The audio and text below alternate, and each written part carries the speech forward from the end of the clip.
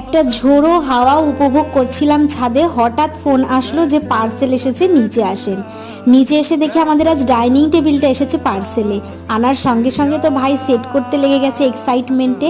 আর হ্যাঁ, এটার পুরো একটা বড় ভিডিও কিন্তু আমি পোস্ট করেছি, তোমরা চাইলে কিন্তু অবশ্যই দেখে নিও রিলেটেড ভিডিওতে ক্লিক করে।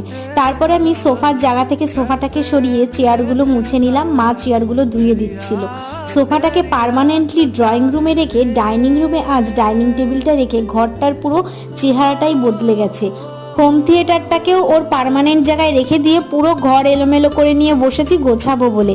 ঘরের একটা জায়গা পরিষ্কার থাকলে বাকি জায়গাগুলো কিন্তু এলোমেলো পছন্দ হয় না।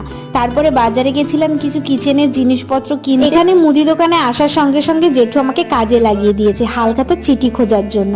আর এই দোকানটা থেকে আমরা 12 মাস গ্লসারির কেনাকাটা করি, জেঠুর ব্যবহার খুব ভালো। আর কাল পুজো বলে কিছু ফল কিনে নিলাম।